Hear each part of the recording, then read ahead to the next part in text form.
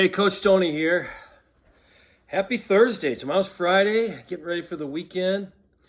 And now we're talking about, I want to finish up that PEACE model. We did the PEAC.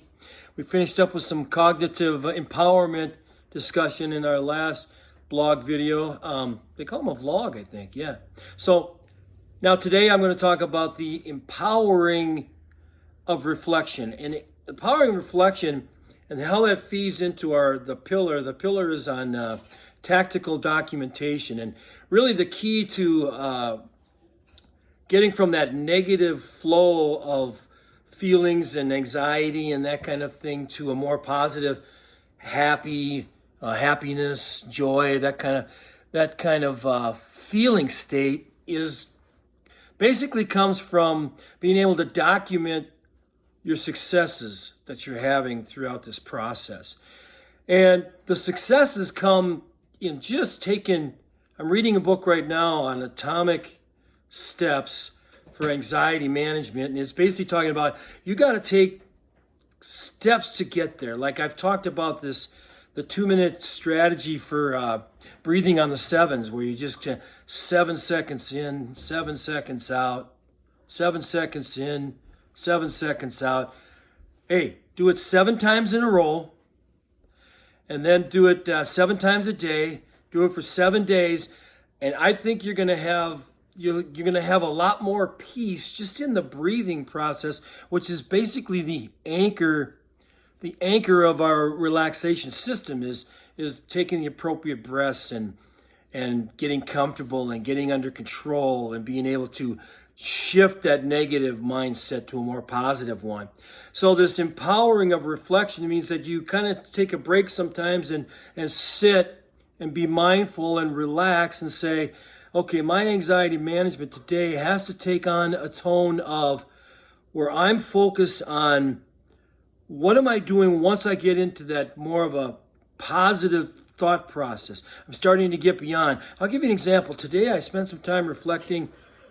I've done lately. I was reflecting on my dog, and he passed away. You know, I had to put him down a few weeks ago, and I wrote about it in my blog, but it's very frustrating to have those emotions keep popping up on you and keep coming back, and you know, it happens at weird times. It happened like when my dad passed away. It's been 8 years now, but when he passed away, the waves of emotion would come and they would go.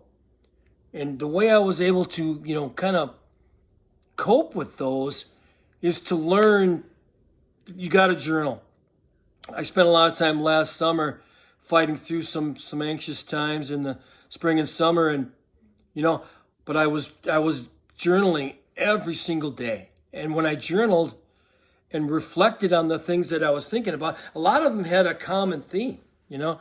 And so being able to deal with, you know, sadness and doubt, and like with my dog recently, and then today I was just reflecting on it, and I really wanted to get to a place where I could say to people is that if you can get through those spots of negativity with 5-10 minutes of just thinking and doubting yourself and saying, did I have to put them down then? Was there any way that we could have kept it going?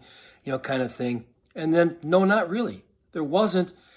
But man, the joy and the fun and the times we had together, you know how you have those pictures pop up on Facebook, through Facebook of, you know, 4 years ago, 10 years ago, whatever they have going on with their algorithms, but it pops up and there's me and my son. He's like 5-6 years old. The dog is, you know, like weeks old, laying on my chest, and we're all having a really good time. And that came from the relationship and the bond that we had developed with Chipper, our dog. So what I'm trying to talk about more than anything is when you take the PEACE model, this last step in that process is to know that if you document and reflect, give yourself a chance to go through some of the sorrow to get out the other side, it can be very rewarding. Now, mostly when I think of my dad, I think about positive thoughts of things that we did together and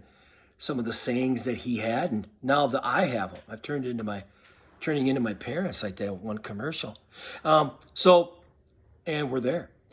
Well, we're 5 minutes in. It's time for me to pull the plug on this one, and then we'll talk tomorrow's Friday, and I'll have something to say about moving on to talking more specifically about these pillars as I'm keeping the introduction phase of what we're trying to accomplish here.